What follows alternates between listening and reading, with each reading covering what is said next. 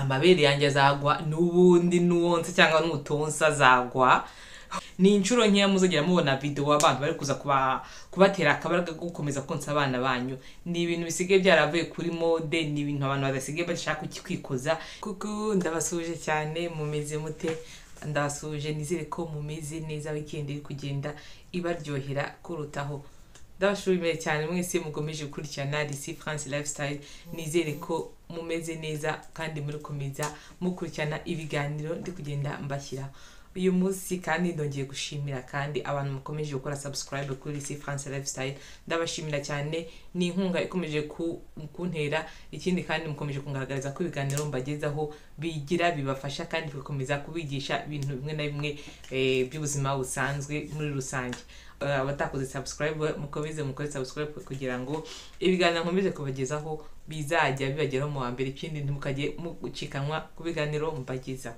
Reka turebere hamwe uyu munsi iki dushaka kuganiraho. Rwose uyu munsi ndashaka kuganizaho cyane nk'ababyeyi cyangwa se abakobwa bazitegura kuba ababyeyi cyangwa se bari gushaka ingo n'ibiki bisanzwe nabi twabiganira.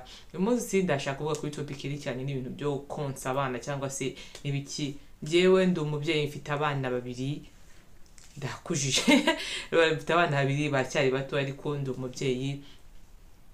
Ndashaka kubahereza kuba sharing experience yanjye nagize nk'umuntu wabyariye hano mu Faransa, kugira ngo no mu Rwanda n'ibintu umuntu asigaye arimarika cyane cyangwa se asigaye abona cyane ukuntu ikintu cyerekeranye no konsa abana ikintu kiri kugenda gita agaciro cyangwa se abantu batakitaho cyane bakagendana n'ibigezweho. Ndabyumva cyane, nago ndi hano kujaginga cyangwa iki. Buri wese afite amahitamo yiwe. Hano barakureba ati buri wese afite amahitamo yo gukuntuza, ariko nanone hari igihe umuntu areba ikintu cy'ingenzi cyangwa se ikintu nyacyo kugira avuga ati se umwana wanjye niki akenewe nyirizina. Iyo umuntu amaze kubye cyamaze ko umubyeyi hari inshingano nyinshi atangira gufata. So reka turebere kuntuza hano ubyo konsange ndio topic umunsi navuze nafashe. Rwose umuntu abyaye umwana wa mbere cyangwa abyaye wa kabiri, tuba tumaze kuba bakuru, ntago twakiri ngo kategori y'abakobwa tuba twarayirenze. Umuntu yabyaye ahitaba umugore, nta pfuno rimwe cyangwa se nta bise bukirimo. Rwose abagore turi abantu b'agaciro cyane. Reka turebere hamwe ntuza konsa. Ngenda bagiye ko sharing experience yanjye nagize umuntu abyara mu Faransa. Iyo umuntu tuvuge umugore aratwite n'ibiki, iyo umuntu atangira ati se konsa bigenze ute. Iyo umuntu ari ubwa mbere atwise ntago bisobanukiwe, ntubuzideho bigenda gute, bafata umwana gutya se bamwonsa gute, cyangwa n'iryari byose ntago umuntu aba bisobanukiwe. Ariko iyo nyine urabona umuntu atwite niyo bitangiye kwibaza, ubona intuzi igituza kiri amabere yo kugenda hinduka, ni ibintu bigenda nishanje maze genda zibaho ku mubiri wawe, kugira ngo nko kuno umuntu nyine avuga ati nzonsa no konsa. Iyo umuntu atwite ni amashi n'abatatangira kwigira bikatangira kwiforma mu mabere yawe, ni ibintu byinshi bigenda bihinduka ku mubiri wawe. Iyo umuntu rero konsa bigenda ibi ikintu konsa bisigaye mbona byarataye intuza agaciro. Ngiye kambaye experience nk'umuntu abyari hano mu Faransa. Urabona iyo umuntu afata amarandevu n'ibiki ajya gukoresha zino za ecography n'ibiki byose by'abana zino exam zose, yewe uko na hano i Burayi abantu bonsa abana ni bake cyane. Noneho ngende nka kuno twegwe mu abantu nka kuno rangira akure muri Afrika nkaza muri bino bihugu bisanzwe, uvuga ati ngiye rwose konsa umwana ni ikintu biri natire, nta n'ibintu kuvuga ati nzamuha amata n'ibiki. Kikireka uri umuntu ufite ikibazo cyangwa se ari wenda watuvuga nk'umuntu urwaye sida cyangwa se umuntu ufite n'ikindi kibazo cyangwa indi ndwara ashobora gutuma wenda wakanduza umwana wawe, ibyo birumvikana. Ariko nimba uri nk'umukobwa rwose cyangwa uri umugore cyangwa se ubona nta kibazo ufite, kuki mwatuma ibintu bigezeho ku iki gihe byatuganza kuko umuntu agiye tuvuga ndagenda muri hano ntuza kunabyare hano. Umuntu yagiye muri rendezvous, ikintu cya mbere abaganga ba hano babaza umutangira kubwira ati se uzaha umwana amata, tuza umva ikintu bagushyira imbere priority ni uguhereza umwana intuza hano mata y'amafu kugira ntuza. Ntago bankuraje abantu cyangwa se nyine bashishikariza abantu konsa abana cyane ngo bishyire imbere. Ikintu cya mbere ubona ari kubwira cyane ntuza cyane bagushishikariza no guha umwana amata niki. Uvuga ngo konsa umwana no guha umwana amata no mata y'amafu, mbigereranyije uko bonsa umwana bakubwira nka 20% uko amata nibyo kubwira kuvuga ngo uzaha umwana wa amata ntuza ni 80% ngiye uko nabibonye experience. Ikintu cyo konsa ni ikintu cyumva cyataye agaciro, ni ikintu abantu batanyuza batagihereza agaciro ukagira ngo ni ntuza ni nk'igisebo. None tuvuga nka kuno usohoka ugiye unyere tuvuga sohotse wenda wagiye nko gushopinga cyangwa ugiye gukora nk'ibindi uri kumwe n'umwana wawe akarira tuvuga icara ku ruhande ukamunsi.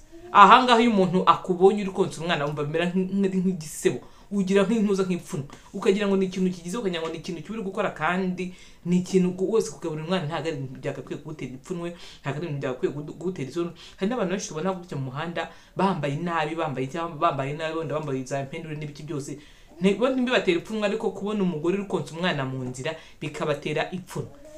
Rwose njyewe iyi video nyikoze kugira ngo nankuraje abakobwa cyangwa se abagore mukomeze munsi abana banyu, ntimugire ipfunwe ntikumva uko mentality ufite ko atingiye nibyara abana nzamunsa guma niyo ngo rwose ibintu byo bumva kuvuga cyangwa byo na kuri internet ntibiguci intege. Konsa umwana ni byiza cyane, ubaye nta kibazo cy'ubuzima ufite, cyangwa se ubaye nta ndwara yindi ufite, cyangwa se nta zindi complications zindi ufite mu buzima, rwose ngene nagushishikariza konsa umwana ni byiza.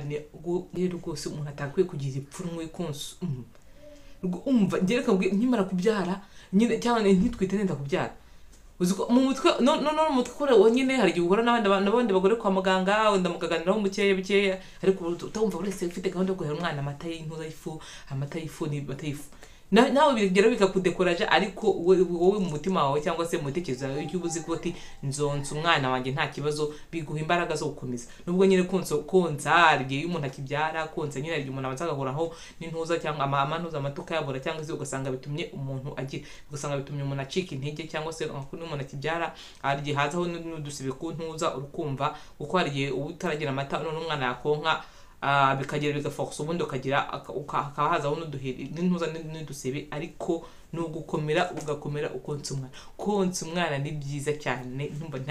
Nimba uzagendeye kubigezweho wowe uzumva umutima nama wawe ni ikiza ushakira ku mwana wawe. Ntabwo mvuze ngo abantu baha abana baba amata, ntabwo mvuze ngo ni ababyeyi babi cyangwa ki, ariko ikintu kiri natire nicyo umuntu agakwiye gushyira imbere. Buri wese ni amahitamo yiwe, ariko nge nk'umuntu mama cyangwa umuntu ushakira ibyiza ku mwana we cyangwa kugira ngo umwana akure neza, nibyo amata y'amapudre cyangwa amata baha abana nayo barimo intungamubiri, ariko uhaye umwana wawe amashirika amata ni natirere rwose, iki nta n'ikintu uzatakaza, nta mafaranga uzatakaza, ni ikintu rwose uzakora kubw'urukundo rw'umwana wawe. Abatanga amata nayo y'intuza abatanga bibero cyangwa se abaha abana bibero cyangwa se n'amata y'ifu, nabo nyine baha urukundo abana babo. Ariko ikintu nashishikariza cyane abakobwa bagiye gushaka ingo cyangwa se bazabyara, cyangwa se n'abandi bamama bakomeje kubyara, ni ukonsa abana. Nicyo mwagakwiye gushyira imbere. Ntitugenda n'ibigezweho aravuga ati nanga konsa tise bifata umwanya munini, cyangwa se umwana ntagahaga neza gutyo, ariko cyangwa se amabere yanjye azagwa n'ubundi nuwonse cyangwa nutonsa azagwa. Ikiza rero wakwiyongereza umwana wawe ntacyo bitwaye rwose, vuga ati iyo wonkeje umwana wawe umufashe cyane umwanya muri babiri muri umwanya umwana wawe ukumva ni ikintu gitera ishimwe cyane, cyangwa se ibyishimo cyane nk'umuntu w'umubyeyi, cyangwa se biguha intuza gukomeza guha umwana wawe urukundo rw'isi rukatije. Ntabwo ndano kujyanye ngo mw'abantu ntimunyumve nabi, buri wese abikora uko abishaka, agenda nuko abishaka, n'intego ziwe nuko ari umwana, ntajye unyumva nabi, cyangwa se buri wese nuko afite amahitamo yo gukora ikimukwiriye, cyangwa se uko arera umwana wiwe, cyangwa se uko kwita ku mwana wiwe. Ariko ngewe nk'inama nagira abantu b'abakobwa benda kubyara cyangwa se benda kubyara, ntimuzacike intege, ntibizigire bibatera ipfunwe konsa abana banyu, ntimuzigire mucika intege by'umuntu abona ko iki gihe social media ibintu umuntu abona ku ruhande, cyangwa se iby'abandi inshuti zawe zikubwira ati konsa abana bakaguca intege n'ibiki. Ntuzigere uhinduka cyangwa se uhindura ku ntumbero yawe ufite, ntibizigere biguciya intege mw'abantu mwe. Ni inshuro nkeya muzagera mubona video abantu bari kuza kubatera akabaraga gukomeza konsa abana banyu. Ni ibintu bisigaye byaravuye kuri mode, ni ibintu abantu badasigaye bashaka kwikoza, n'abantu batagitekereza cyane, ariko mw'abantu mwe nimba ubifitemo umugambi uzakomeza ugire courage. Nibyo koko uhora n'abantu ku ruhande cyangwa se inshuti mufite bakakubwira uburyo konsa binaniza cyangwa se konsa bituma umuntu atabyama neza, konsa bifata umwanya munini, konsa bituma amabere agwa, konsa akavuga akakubwira ntuze point negative konsa byose bigize, ariko ntuzigere ucika intege. Ushobora no kuvuga ati kangerageze at least wenda avuga ati kanze nonse umwana weze konda umuntu ushaka guhagarika konsa kigeze ku mezi 6 aho umwana atangiye kurya wenda ukaza kumuha andi mata y'inka cyangwa se amata y'amafu, ariko at least wagerageje ati kangize no ku mezi 6 wenda fata umwanya ngeze ku mezi 3. Abankuraja mukobwa wowe uzabyara cyangwa uzenda gushaka cyangwa wenda kugira uzonse umwana wawe ntacyo bitwaye, uzonse umwana wawe ntago byakwiye gutera ipfunwe, ntago ari ibintu byagisibo rwose, ni ibintu bigize abantu bo baza kwa wera tuvuga abantu bakuriye muri Afrika akaza kwa muri bino bihugu rwose bisanzwe mwigendana n'ibyizweho mukomeze kumucwa. Ngiye icyatumye nanonsa abana nuko nakuze nzi ko umwana bamwonsa nibere, ikindi kandi nta kibazo cy'ubuzima afite na kimwe. Sinibaza impamvu rero ntagakwiye konsa umwana, n'ikindi n'amahitamo yanjye nuko ngiye mbyifuza ko ntago ari ibintu byakakwiye kugira kudutera ipfunwe, ntago ari ibintu byakakwiye kugira rwose nuko proud yabyo. Ikindi ni amahitamo yawe, hano barakureka ubwo watinda nzaho bibero n'ibiki, ariko amata ari n'igihe uvuga ati ndonsa nka kuno mu minsi 2 amata bataraza, amashereka bataraza mu ntuza mu mabere bakwensista ngo umwana bibero ngiyewe ndanga, umwana atakaza amagarama make ariko ngiyewe ndanga nguma kwizima, nagumye kwizima ebana. Ni ibintu nashyize imbere cyane, ikindi abana banje bakura neza ntabwo bakunda kurwaragurika, ni ibintu byiza amashereka bamwe intungamubiri nyinshi cyane, ikindi ntabwo umwana aba fragile cyane, so niyo mpamvu mwagakwiye kubishyira imbere. So nizere ko iyi video nta muntu ageze njajinga, buri wese afite amahitamo yiwe, ariko njye nayikoze iyi video ngira ngo nshishikarize abakobwa cyangwa se ababyeyi bazabyara kugira ngo bakomeze bagume ku muco cyangwa se ku bisanzwe. Mbere n'icyo abereyeho, amabere n'icyo abereyeho, nta kindi n'ikimana yaduhereye. Konsa abana bazakura neza ubuzima buzira umuze. Njye ndabona banza nko mu myaka nka 50 konsa bizaba ari nk'intuza, umva bari zaba ari nkasakirego cyangwa se ari nk'izaba nk'ikintu ebana, umva cyangwa ari nk'ikintu uzamuntu azongera kubona kikabona ati ikintu ebana gwati iki kintu bera cyabaho. Ariko rwose ntimucike intege. Bashimiye mwese mwari byifiteho, ni seri kwari cyakwigishije cyangwa se yaguhwituye uje uzabyara cyangwa se utwite uzonse umwana wawe. Nicyo nakugiraho inama, ntuzigere uba jeni cyangwa se ntizigere gutera ipfunwe. Onsa umwana wawe bizatuma akura neza n'ubuzima buzira umuze. Nizere ko iyi video yagira akamaro, mukomeze mukurikirana ibiganiro zabagezaho, tuganira ibintu byinshi bitandukanye ubuzima busanzwe, tujyana inama, dukora amadushaka amatips mu buzima busanzwe. So nizere ko nta batindiye kandi nta muntu agize njajinga, buri wese afite choice, buri wese afite choices ziwe z'ubuzima bwiwe cyangwa cyashakira umwana wiwe. Nawe nigize njajinga, ndi hano kugira ngo mpwitura abantu kugira ngo bakomeze bonse abana babo. So ndabashimiye cyane, Imana amahoro ikomeze ibarinde. Bizu ndabashimiye kandi ntiwibagirwe gupyonda kuri subscribe kugira ngo ibiganiro mukomeze munkurikirane kandi ibiganiro bikomeze bibagereho mu bambere. Imana ibaninde. Ciao.